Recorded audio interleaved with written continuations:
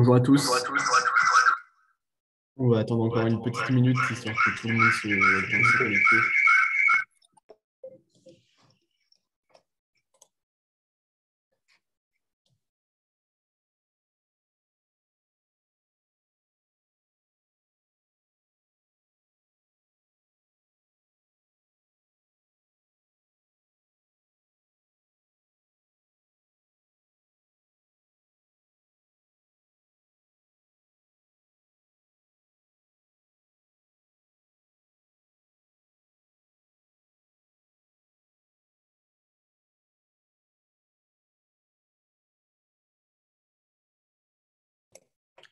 Bonjour, je pense qu'on va pouvoir commencer.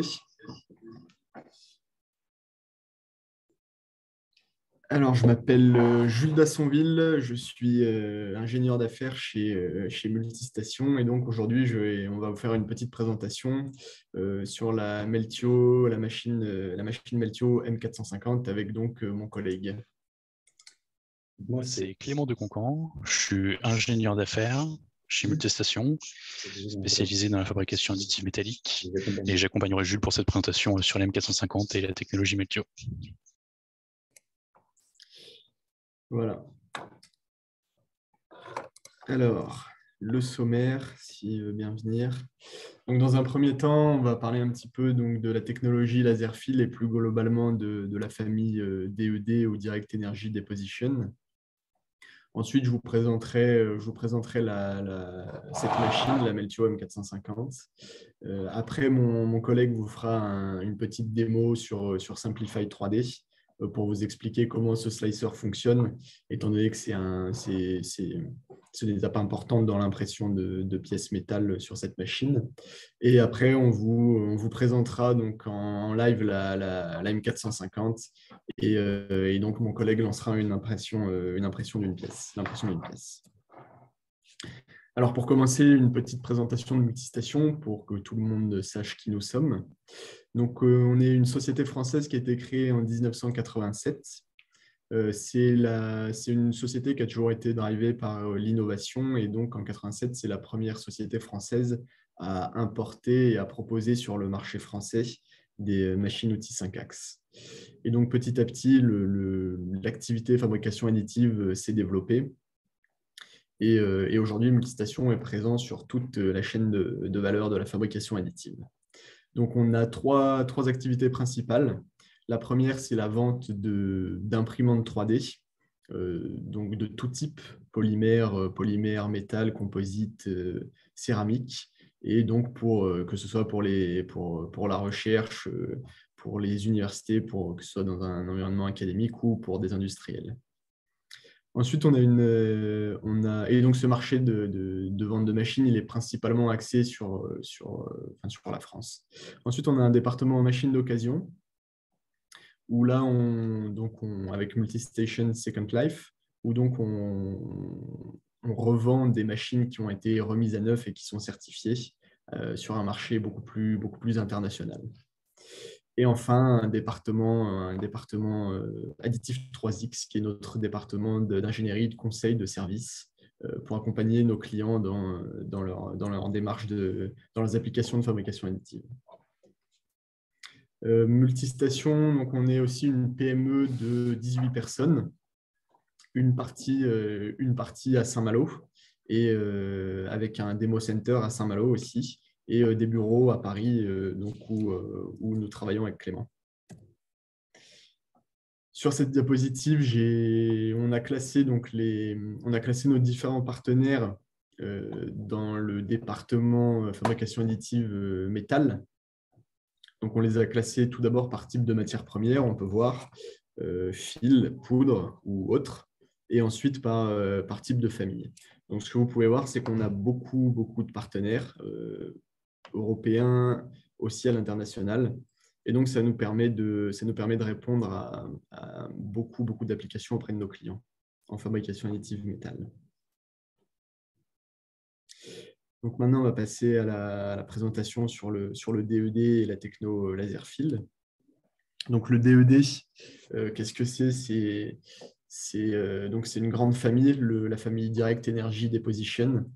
le principe sur le principe, ça ressemble à des procédés de soudage. On va venir empiler des différents cordons de soudure où on apporte de la matière sous forme de fil ou sous forme de poudre auprès d'une source d'énergie. Ces technologies-là, elles émergent grâce à leur capacité à fabriquer rapidement des pièces qu'on dit near net shape ou proches de leur forme finale qu'il faut quasiment systématiquement réusiner par la suite, au moins les surfaces fonctionnelles. On peut voir effectivement, donc, ce que je disais juste à l'instant, on fabrique des grandes pièces. Avec on les fabrique rapidement. On a des taux de dépôt, vous pouvez le voir au milieu, entre 0,5 et 10 kg par heure en moyenne. Ça nous permet donc de fabriquer aussi des pièces de quelques centimètres jusqu'à plusieurs mètres. Et enfin, on a selon les technologies, les technologies DED, on a des épaisseurs de couches qui varient de 0,5 à 5 mm. Et donc moi, aujourd'hui, je vais vous parler de la technologie laser fill. Donc le type d'énergie, ça va être un laser. Ça peut aussi être un plasma ou un arc. Et donc là, on est focus sur le laser aujourd'hui. Et c'est une technologie qui nous permet d'être plutôt dans le bas de ces plages ici qu'on peut voir. C'est-à-dire qu'on a des taux de dépôt plus faibles. On a des épaisseurs de couches plus faibles aussi. C'est-à-dire qu'on a une meilleure résolution au final sur notre pièce et on a un meilleur état de surface. On peut fabriquer des pièces donc, de quelques centimètres à plusieurs mètres. On peut fabriquer des grandes pièces, mais étant donné qu'on a des taux de dépôt assez faibles, on va mettre très longtemps si on veut faire des grandes pièces et ça va prendre beaucoup de temps quand même. Alors, le principe du laser fill. Ici, vous avez une configuration où donc, on a un fil qui arrive coaxial à la tête et on a les lasers qui arrivent sur les côtés. Il existe plusieurs configurations. Il y a des configurations, on a le laser dans l'axe et un apport du fil sur le côté. Là, le principal avantage d'avoir le fil dans l'axe et les lasers sur les côtés, c'est d'avoir une tête compacte et on n'a pas de souci de positionnement de cette tête vis-à-vis du bain de fusion, étant donné qu'on dépose toujours en fait, dans l'axe de la tête. Et donc après, comme pour les procédés de soudage, on a besoin d'un gaz de protection, de l'argon ou de l'azote. Alors le laser, comme je l'ai dit rapidement, l'avantage principal d'utiliser un laser, c'est qu'on a une source d'énergie très focalisée. Et donc on maîtrise entre guillemets cette énergie si on voulait comparer par exemple par rapport à un arc où on a des zones affectées thermiquement beaucoup plus grandes. Et donc là, le laser, ça nous permet d'avoir un bain de soudure beaucoup plus maîtrisé et donc d'avoir des épaisseurs et des hauteurs de couches ou de cordons plus faibles et donc d'avoir un très bon état de surface comme on peut le voir sur la gauche. On peut fabriquer donc des petites pièces. Ici, on peut voir, on a des cadres de montre de 35 mm de diamètre environ et on limite grandement les opérations d'usinage en appliquant des surépaisseurs de couches pour anticiper ces étapes d'usinage d'1 mm maximum. Alors, c'est aussi une technologie où on a des très très bonnes caractéristiques mécaniques. Je reviendrai un petit peu plus tard là-dessus. Ça nous permet de fabriquer des pièces à toute étape du cycle de vie d'un produit, que ce soit pour de la R&D, pour du prototypage, mais donc aussi pour de la production de petites moyennes séries ou pour des opérations de réparation, par exemple.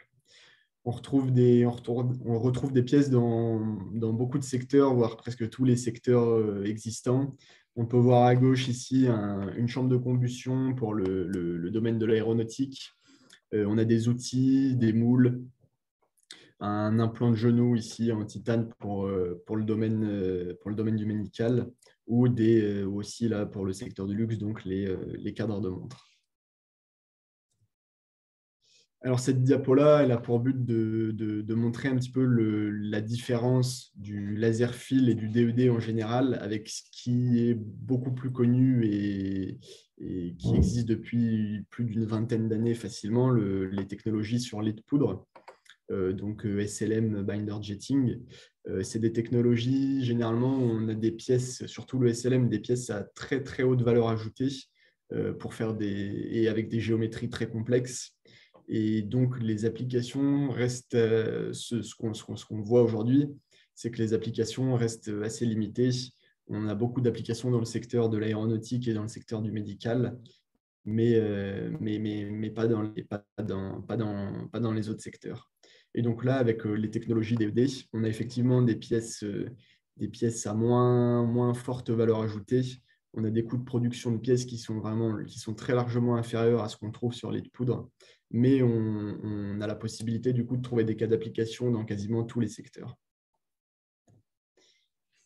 Donc voilà pour la technologie laser fill. Maintenant, je vais vous présenter la Meltium 450. Donc aujourd'hui, avec Clément, on se trouve à l'Institut de soudure, étant donné qu'on a une machine de démonstration en partenariat, qui est placée à l'Institut de soudure avec qui on a un partenariat.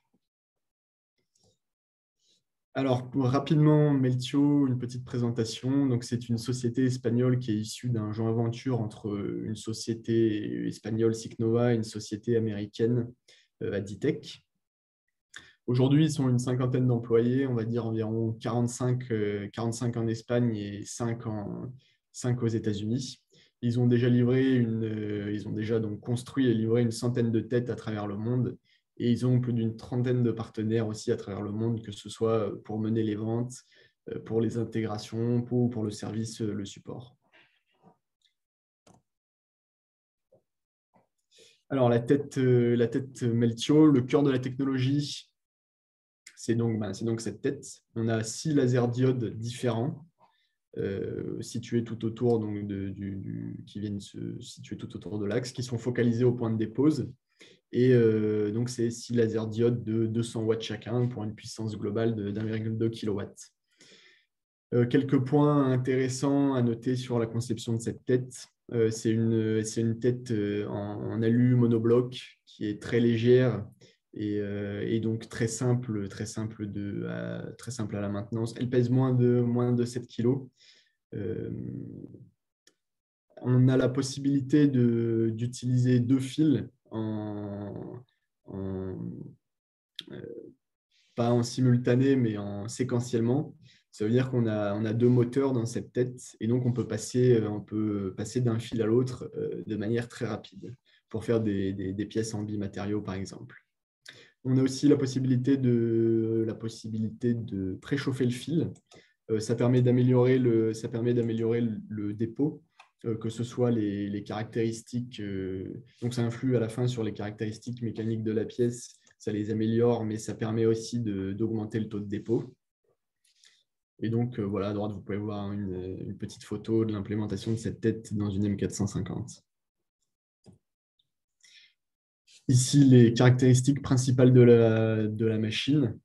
Donc, cette tête dont on a parlé, elle est implantée sur cette M450. Elle est implantée, donc là, on le verra tout à l'heure, mais elle est implantée sur le haut de l'imprimante. On a une cinématique 3 axes cartésiens en fait, qui sont sur un plateau en dessous, donc qui bougent sous la tête. Et donc, on a ici l'écran de contrôle avec le logiciel Meltio pour contrôler cette machine. C'est aussi une machine, on voit, elle est assez légère, de 150 kg, donc elle est facilement déplaçable, elle est mobile, elle est très mobile. Et donc, peut-être aussi le diamètre des filaments qu'on utilise, entre 0,8 et 1,2 mm. Nous, typiquement, on utilise du 1 mm à l'Institut de soudure sur notre machine. Au niveau des matériaux, globalement, ce qu'on dit, c'est tout ce que vous pouvez souder, vous pouvez l'imprimer, étant donné que ce n'est que la superposition de cordons de soudure. Et donc ensuite, vous pouvez utiliser un peu tous les matériaux qui sont soudables par laser. Et après, il existe aussi des matériaux que Meltio a déjà développés. Donc, où on connaît déjà les paramètres à appliquer. Et donc, ces paramètres ont été optimisés pour avoir des pièces avec des bonnes caractéristiques mécaniques. Donc, au niveau de ces matériaux, on a des aciers inox, on a du titane, de l'inconel, un acier carbone, de l'acier doux. Et donc, en développement, on a du cuivre et d'autres choses. Alors, rapidement, sur les caractéristiques mécaniques, comme je vous le disais, à gauche, on peut voir une petite tomographie avec on peut voir qu'on a zéro porosité dans cette pièce. On a une densité qui est supérieure à 99,99% dans la plupart des cas.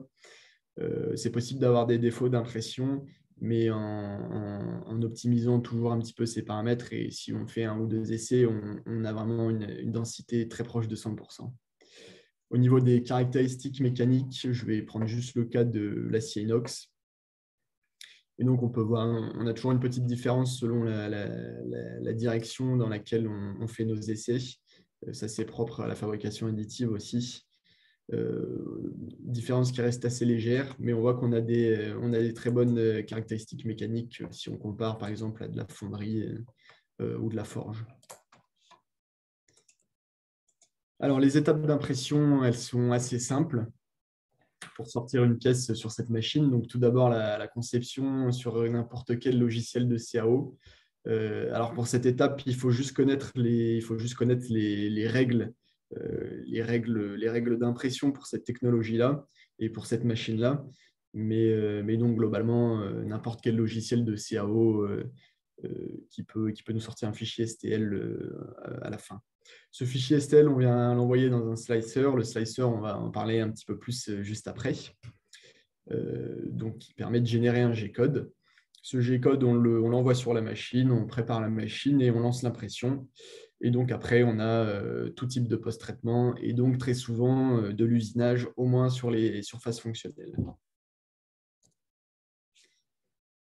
Alors là, je vais vous montrer quelques impressions de pièces sur la M450. Donc là, c'est un carter de boîte de vitesse qui a été imprimé en inox. Donc, vous pouvez voir ici la tête de la M450 qui ne bouge pas. Et donc, tous les axes, les 3 axes cartésiens qui sont au niveau du plateau de construction.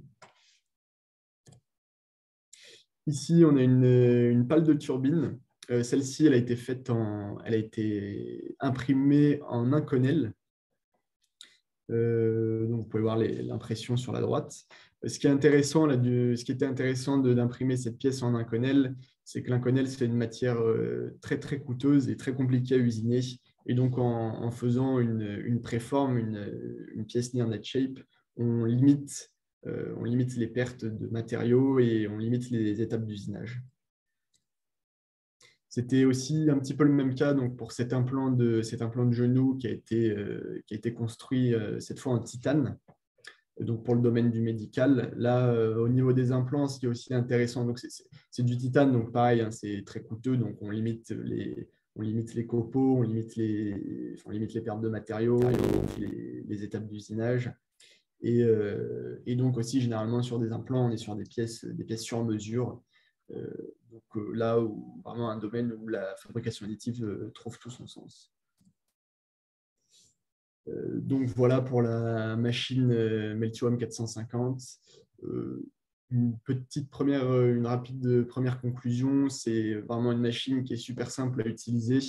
Là, mon collègue va vous parler de Simplify. C'est aussi un logiciel qui est vendu, qui est intégré qui est proposé avec la M450. Et donc, je vais laisser la main à Clément.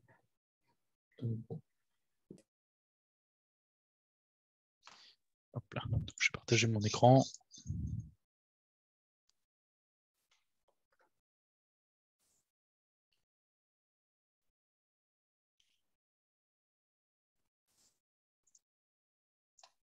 C'est bon, Jules, tu vois? Parfait. Donc, on va parler un peu de Simplify, qui est le slicer qui est rattaché à la Meltio M450. C'est la première interface qu'on va avoir entre la machine et la pièce qu'on a réalisée en CAO. Ça va nous permettre de préparer la pièce qu'on a précédemment réalisée. On va partir à la diapo suivante. Voilà. Donc, c'est très simple d'accès. C'est d'abord initialement un logiciel qui a été conçu pour de l'impression 3D plastique par extrusion, mais qui se révèle être vraiment bien adapté pour de la technologie laser fill comme sur la Meltio. C'est très simple d'accès parce que le logiciel est bien conçu, mais en plus, Meltio fournit lors de l'achat de la machine tout un tas de profils d'impression développés avec les matériaux qu'ils ont préalablement testés. Donc les matériaux que vous a présenté mon collègue Jules tout à l'heure, c'est-à-dire l'acier, l'inox, l'acier inox, puis le titane, l'inconel. Donc sur ces matériaux-là, les profils d'impression sont déjà présents, c'est simple d'accès. Toutefois, si on réalise des pièces avec des géométries un peu plus compliquées ou qui nécessitent des paramètres un peu plus approfondis, et ben, on en a toujours la possibilité et on a un grand choix d'outils qui nous sont accessibles. Donc, vous voyez ici l'interface du logiciel. Donc, on va pouvoir venir simplement importer nos fichiers STL en haut à gauche, dans la partie gestion des modèles 3D. Donc, on peut en imprimer plusieurs. On peut séparer des modèles qui sont d'une pièce, mais qui sont répartis sur la table d'impression. Par exemple, vous faites un plan d'expérience sur les cadrans de montre qu'on a pu vous présenter tout à l'heure. Il y a une dizaine de cadrans de montre les unes à côté des autres, mais dans le logiciel, on peut séparer ces différents modèles 3D. Au centre, on va avoir la zone d'impression. Donc le plateau en bas est le plateau d'impression qui est présent dans la Meltio M450, et la boîte que vous voyez tout autour représente la zone d'impression disponible. Donc ici, on a l'axe Z, la hauteur, et il y a le plateau en XY en bas. Au centre, en orange, vous voyez la pièce en 3D qu'on a importée. Ici, c'est un piston de voiture pour l'automobile, du coup. Et on va pouvoir venir optimiser cette pièce. Alors, la déplacer sur la zone d'impression si on veut en mettre plusieurs, si on veut la mettre sur un autre sens. Choisir la surface qui va être en contact avec le plateau. Gérer les supports, pour notamment si on a des pièces avec un peu de surplomb. Et on va pouvoir venir paramétrer du coup ce fichier CAO. Donc ici, on est dans les interfaces des profils d'impression. Donc en haut, dans la zone violette, vous pouvez venir choisir les paramètres d'impression développés par Meltio. Donc c'est une bonne base de toute façon sur laquelle on peut repartir si on utilise des matériaux que eux ont fait. Mais on va pouvoir venir en dessous gérer tout un tas de paramètres sur la hauteur de couche, la vitesse d'extrusion, la vitesse de la tête. Certains de ces paramètres qu'on peut remodifier après sur la machine, soit avant de lancer l'impression, soit pendant l'impression. Mais on va pouvoir venir jouer sur un paquet de paramètres. Les paramètres, ici on en a un petit récapitulatif. Donc les principaux, ça va être la paramétrage de l'épaisseur de couche, où vous voyez à droite sur les photos l'effet de cette hauteur de couche.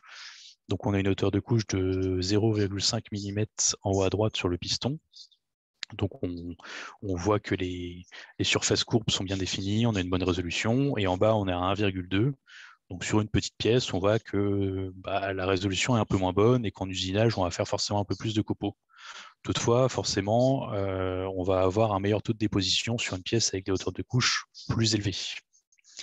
On va pouvoir venir jouer sur la largeur du cordon de soudure aussi, en sachant qu'on a quand même des limites en fonction de la taille du fil qu'on utilise. On va pouvoir venir jouer sur la superposition du cordon. Ça permet notamment d'éviter l'apparition de trous et de s'assurer d'avoir des pièces bien denses, notamment sur les géométries complexes et parfois sur les géométries fines avec peu de remplissage à l'intérieur. L'avantage aussi de Simplify, c'est qu'on va pouvoir directement modifier les scripts G-code. Le G-code étant le logage utilisé par les imprimantes 3D pour déplacer la tête d'extrusion et venir extruder. Donc ça permet dans des cas de recherche notamment ou d'optimisation, de venir jouer à tout niveau sur absolument tous les paramètres directement dans le code. On sait qu'on a des clients qui travaillent sur l'optimisation des parcours de tête pour réduire au maximum le temps d'impression. C'est quelque chose qui, par exemple, est ici parfaitement possible. Simplify a aussi un avantage, c'est qu'on va pouvoir venir gérer tous les différents paramètres présents dans le logiciel, et ce, au travers des hauteurs de couche.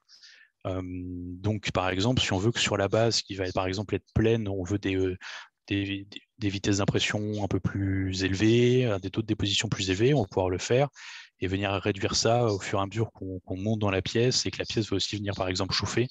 On peut insérer des pauses en plein milieu. Donc, c'est vraiment un logiciel complet qui nous permet une grande diversité des paramètres et nous laisse le choix de beaucoup de choses.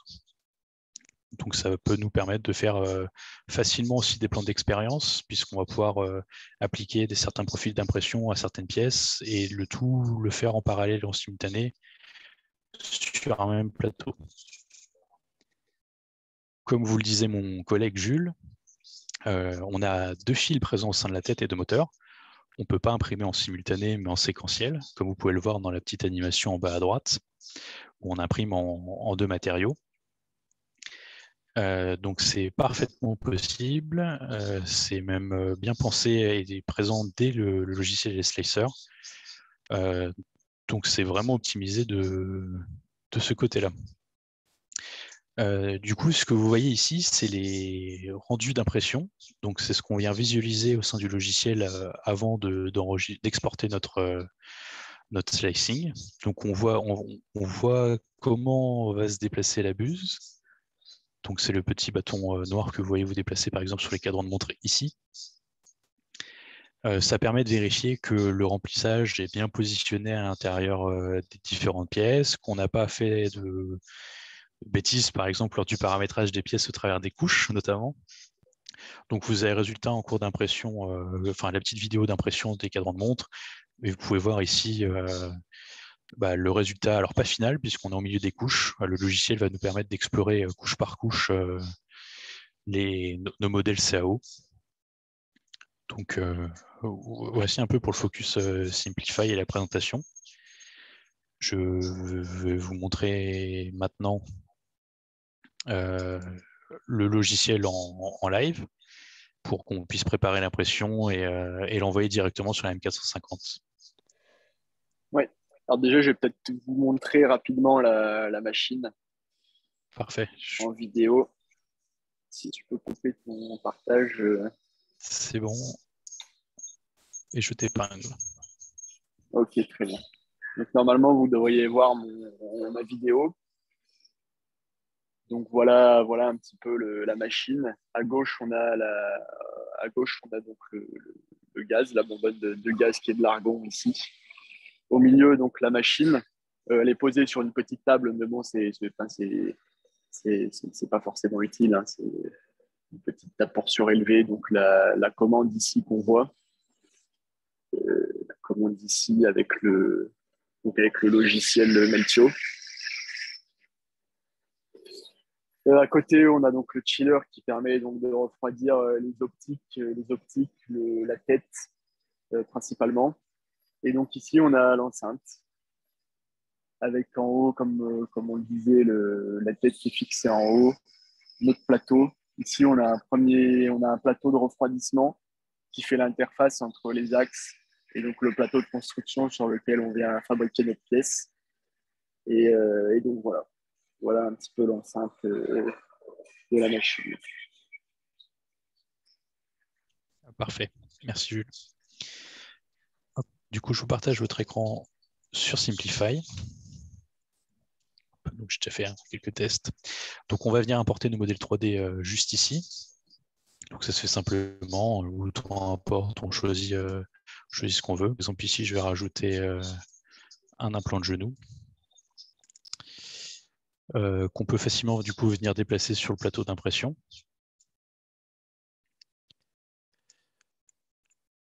Et sur lequel, par exemple, on ne va pas l'imprimer comme ça. Si on fait le test, on va le coucher. Et donc, on peut facilement retourner nos pièces d'impression comme ceci. Hop, je vais venir supprimer puisqu'on va aujourd'hui faire uniquement la pale de turbine d'avion. Donc, on a réalisé le fichier en CAO. On a rajouté un peu de matière directement dans le logiciel. Toutefois, c'est possible aussi de le faire horizontalement dans le logiciel Simplify 3D si on a oublié de le faire, par exemple, au préalable en CAO. Donc, le fait de rajouter un peu de matière autour, comme vous l'a dit mon collègue, ça va permettre de laisser une marge pour l'usinage et d'obtenir une surface bien lisse. Ici, on a une turbine pour tout le domaine énergétique, donc sur une turbine productrice d'énergie électrique dans une centrale hydraulique. Donc, il faut des surfaces bien lisses pour éviter tous les frottements entre les fluides. Donc, on va pouvoir venir ici jouer sur nos différents procédés. Donc, sur les paramètres.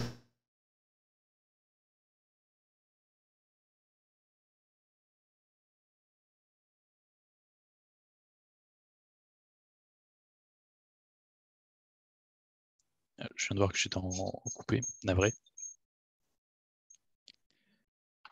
Donc, on peut venir directement jouer sur le périmètre de la pièce ou sur le remplissage.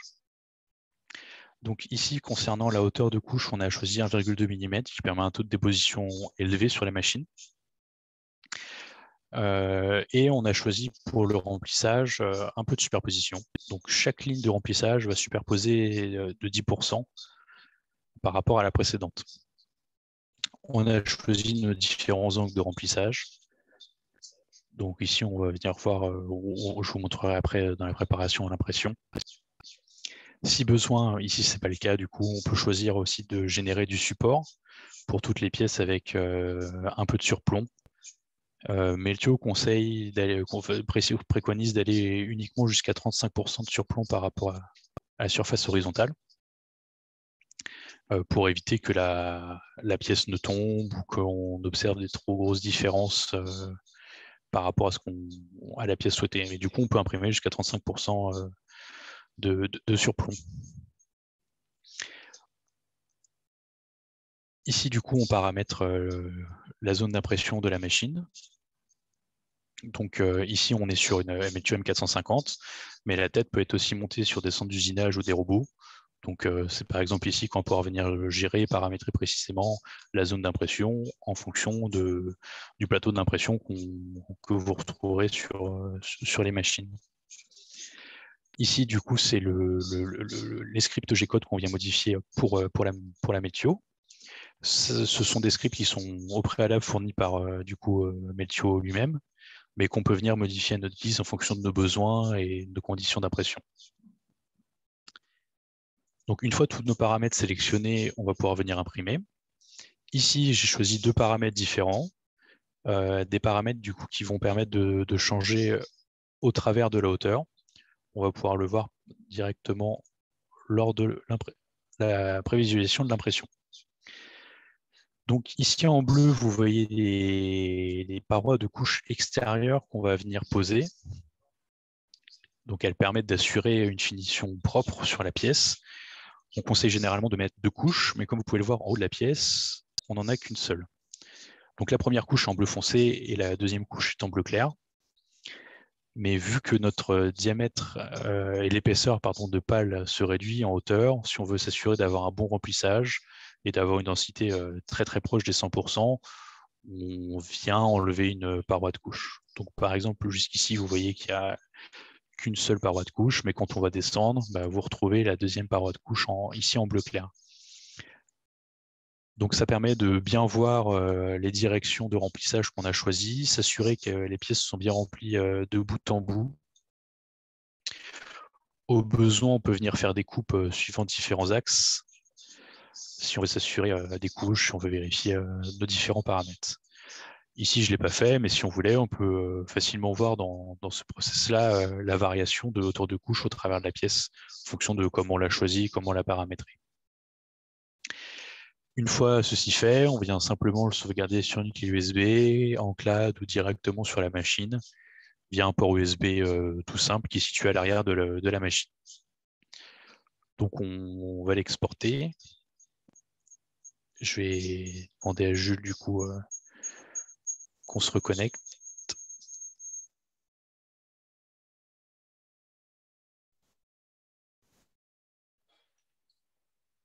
Ouais, Clément. Ok. Donc là, je t'accepte.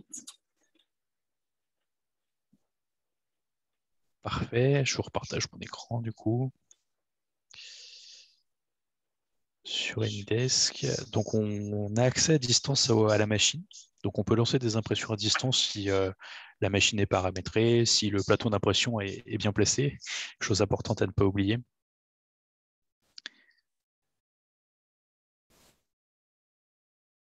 Donc on va lancer le logiciel.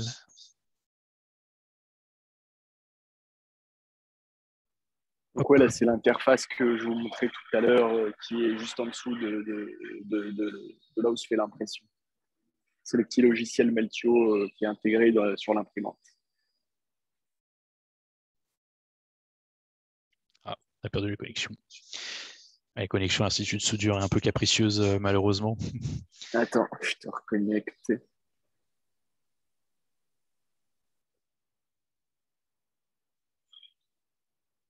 C'est bon, ouais. Parfait.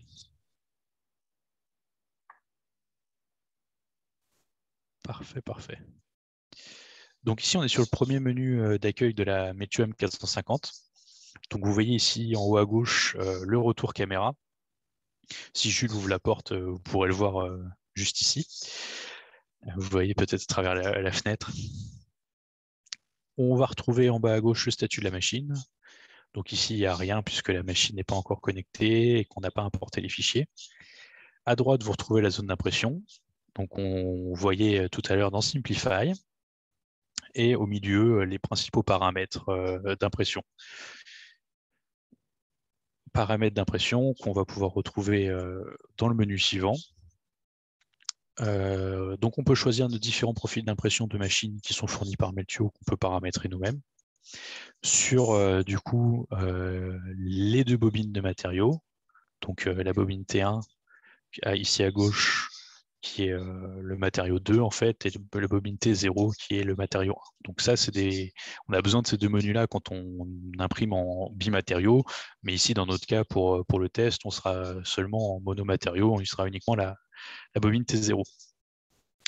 Donc j'ai déjà préparé le profil d'impression. Donc ici, on va imprimer avec du 800 watts. Vu que la pièce est relativement fine, de toute façon, on ne va pas imprimer en puissance maximale. C'est quelque chose qu'on peut changer lors de l'impression si on remarque qu'on vient trop chauffer la pièce. Mais c'est aussi quelque chose qu'on peut paramétrer couche par couche ou par plage de couches directement dans Simplify. On a en haut tous les panneaux de contrôle de la machine. Donc on va pouvoir venir faire bouger le plateau d'impression en X, Y et Z. On va pouvoir mettre de la lumière dans la chambre, ce qui nous permet d'avoir un retour caméra correct et pouvoir visualiser la machine.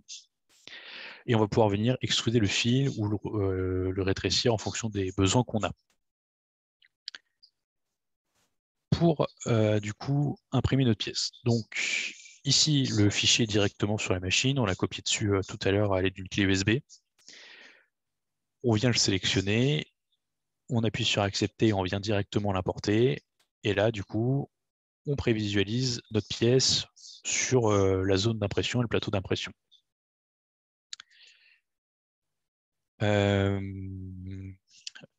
Du coup, on a un panneau de message d'alerte. Alors ici, c'est que le système de refroidissement n'est pas connecté et que la porte n'est pas verrouillée. Donc, par mesure de sécurité, quand la porte n'est pas verrouillée, on n'accepte bien évidemment pas on ne peut pas lancer l'impression. Les lasers, c'est dangereux. On risquerait de blesser nos collègues. Et pas uniquement les yeux. Il faut pas ouvrir la machine avec un casque de soudeur. Ça ne suffit pas. Vu la puissance qui est mise en jeu, c'est dangereux aussi pour le corps humain. Donc là, on a connecté et le système de refroidissement et la porte. Donc plus de message d'erreur. Donc on est paré à lancer l'impression. Concernant les autres menus, du coup, on peut venir gérer directement toutes nos macros d'impression ici sur la machine. Donc ici, la machine est déjà paramétrée. On a utilisé les paramètres d'impression proposés par Meltio. Mais pour le besoin ou pour certaines géométries plus complexes, on peut venir jouer sans problème dessus. On a les infos de la machine, c'est-à-dire ici le manuel de la machine, si on veut le consulter directement sur la machine et qu'on n'a pas accès à un PC à proximité. Et le panneau de contrôle qui permet de vérifier la machine avant de le lancer. Donc on peut, par exemple, on peut venir voir la pression du gaz. Donc ici, on voit qu'on a de l'argon qui a 3,8 de pression au sein de la chambre, sachant qu'il faut entre 3,5 et 4, on est bien. On peut venir vérifier la concentration en oxygène dans la chambre. Donc afin de s'assurer que la chambre soit libre et qu'on puisse l'ouvrir, on vient vérifier la concentration d'oxygène à l'intérieur. Donc si elle est trop faible, il y a un processus de filtration qui est mis en place et qui permet d'extraire l'argon, qui n'est pas très toxique, mais par contre, ce qui peut être dangereux, plus dangereux, c'est le manque d'oxygène. C'est aussi le panneau qu'on va utiliser si on veut vérifier la calibration des lasers, parce que si besoin, on peut venir le modifier. Donc c'est un peu le panneau de contrôle qui nous permet de tout vérifier. Donc ici, on est bon. On a choisi notre profil d'impression dans le menu ici, donc le profil d'impression webinaire avec un diamètre de fil d'1 mm. Et ici, on va imprimer en acier 316L, donc acier inoxydable. On a vérifié nos paramètres au préalable. On a vérifié la calibration de notre machine. Ce n'est pas des vérifications qu'on fait systématiquement, mais vu qu'on partage notre machine avec l'Institut de soudure, chaque fois qu'on revient ici, on vérifie ce qui a été fait et si la machine est bien faite. Donc, ce n'est pas un processus qui prend très longtemps, hein, mais c'est important de vérifier, ce qui permet de nous assurer une impression correcte et de bonne qualité. Notamment, par exemple, il faut une distance de 6 mm entre la buse d'impression et le plateau pour que les lasers se croisent bien au bon endroit. Donc, une fois la pièce importée et nos paramètres d'impression choisis, et il y a le petit bouton en bas à gauche Print et on va pouvoir lancer du coup l'impression. On a une petite checklist pour vérifier qu'on a bien tout checké avant l'impression. Donc l'argon, on a vérifié les bouteilles tout à l'heure juste avant le début de la réunion. Il faut vérifier que les bobines de fil aussi soient bien remplies, parce ce serait dommage que l'impression s'arrête en cours de route parce qu'on manque de matériel. Les profils d'impression et les paramètres, c'est ce qu'on a vérifié ensemble il y a quelques instants. Qu'on a une zone d'impression, un plateau d'impression de taille correcte et dimension suffisante. Pareil, on a vérifié aussi. On connaît la dimension de la pièce, on connaît la dimension du plateau, ça se fait facilement. Et vérifier que la buse d'impression ne soit pas trop usée. Forcément, au fur et à mesure des impressions, le diamètre vient, avec la chaleur, un peu s'élargir. Si on vient trop s'élargir, il va falloir le changer. C'est une petite pièce consommable qui se change très facilement en à peine quelques minutes. Mais du coup, quand on a beaucoup d'impressions, beaucoup de temps d'impression et qu'on les enchaîne, il peut être important de le vérifier. On a bien vérifié la calibration des lasers. On a vérifié qu'on avait bien choisi le matériel T0 pour l'impression. On va couper le refroidissement 5 minutes après la fin de l'impression, parce que c'est quelque chose qui peut faire un peu de bruit, vu que là, on travaille autour dans des zones de laboratoire et tout ça, on coupe, et puis ça permet aussi d'éviter la condensation sur la machine, parce que si on vient trop refroidir et qu'il fait trop chaud à l'extérieur, et que la machine tourne à vide, on peut créer un peu de condensation, ce qui peut être un peu dérangeant pour les optiques et ce genre de choses. Donc là, on est prêt, on lance l'impression. On va voir la puissance des lasers augmenter progressivement.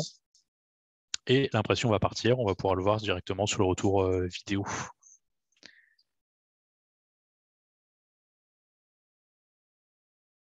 Donc, le plateau va refaire sa calibration.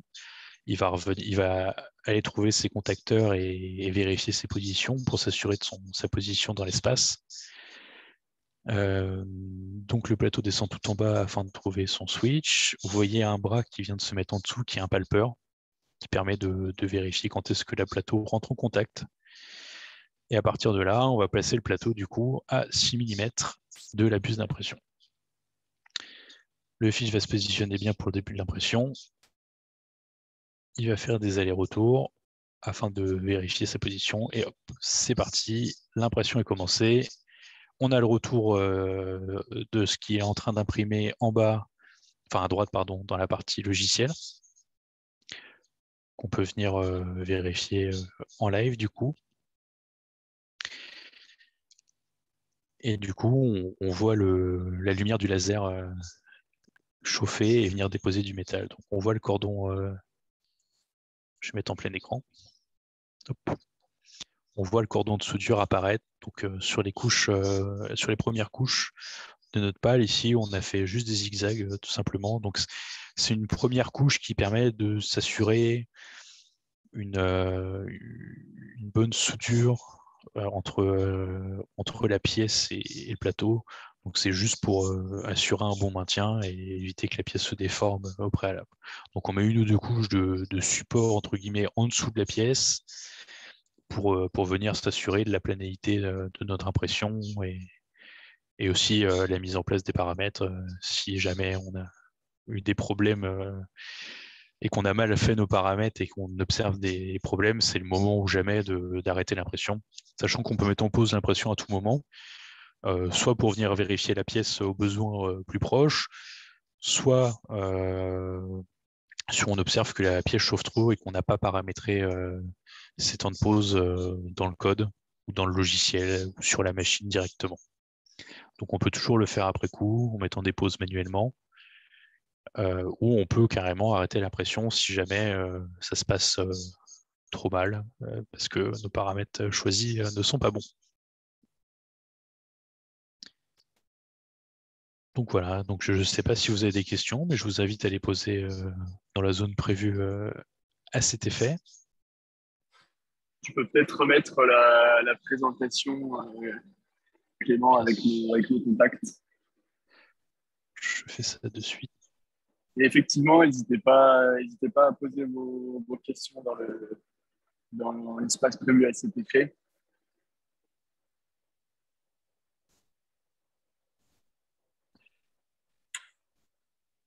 Je vais peut-être faire un petit résumé, moi, en attendant. Je pense que vous avez compris qu'effectivement, la M450, c'est une machine qui est assez simple. Que ce soit les étapes d'impression, on a un slicer qui est vraiment super simple à expliquer, même si Clément y a passé beaucoup de temps. Concrètement, si on veut utiliser les profils déjà développés par Melcho et qu'on n'a pas des géométries trop complexes, on a vraiment juste à charger le profil d'impression. On slice notre pièce, on l'envoie sur la machine. Ensuite, sur la machine, ben, vous l'avez vu, faut vérifier faut tout vérifier avant de lancer une impression. Il faut préparer le plateau, la machine. Mais globalement, c'est quand même assez simple. Et quelqu'un d'un peu débrouillard en une demi-journée, sans être expert ni en fabrication additive, ni sur le laser fil, il est capable de sortir une pièce en une demi-journée, je pense, en moins d'une journée. Voilà. Est-ce que tu as accès aux questions, Clément?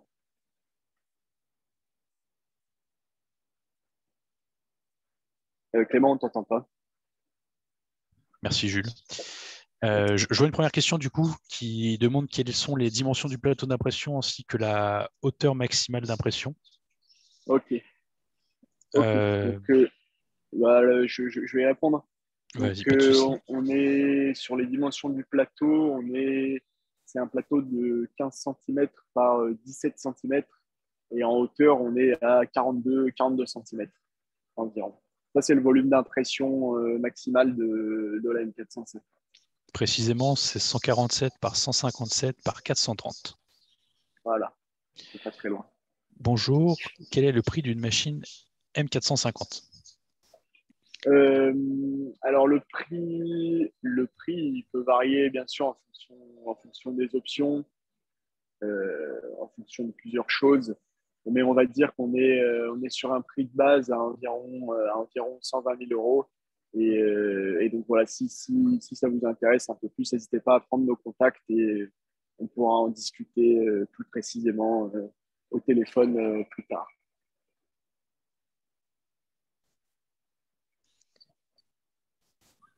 Je ne sais pas s'il y a d'autres questions, n'hésitez pas.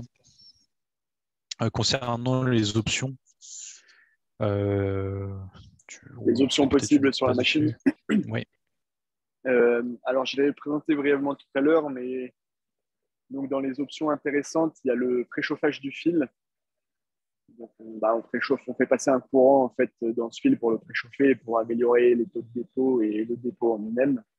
On a la possibilité aussi d'avoir du bifil, donc pour imprimer des pièces en bimatériaux si c'est des choses qui vous intéressent. Et est-ce que j'oublie des choses? Et après, on a toujours des options sur les garanties, ce genre de choses. Et la petite table aussi sur laquelle pour surélever la machine. Et sinon, je crois que j'ai tout dit, Clément. Je crois aussi. Pour tout ce qui va être recherche, c'est pas quelque chose qui a été prévu spécialement pour la machine. Enfin, Mathieu a vraiment développé le fil. Mais pour ceux qui veulent vraiment tester, avoir cette option, il y a la possibilité de mettre de la poudre dessus, qui est une option supplémentaire du coup. Mais le process est vraiment conçu pour le fil qui a beaucoup d'intérêt, notamment son prix aussi, puisque des bobines de fil de suture coûtent beaucoup moins cher que ce qu'on peut trouver sur de la poudre notamment. Et finalement, le process et le résultat est beaucoup plus propre aussi. Ok. Il n'y a pas d'autres questions, Clément? Non, je vois rien. Ok. T'as arrêté l'impression du coup? Je pense qu'on va pouvoir y aller. Ouais, bah. J'espère que c'était intéressant pour tout le monde. Et merci à tous d'avoir participé à ce webinaire et merci à toi Clément aussi. Merci beaucoup Jules. Surtout n'hésitez pas, vous voyez nos contacts ici. On sera ravis de répondre à vos questions et vous montrer des pièces qu'on a pu réaliser si vous le souhaitez, si vous le demandez. Très bonne journée à vous tous et merci d'avoir assisté à cette conférence. Merci à tous, au revoir.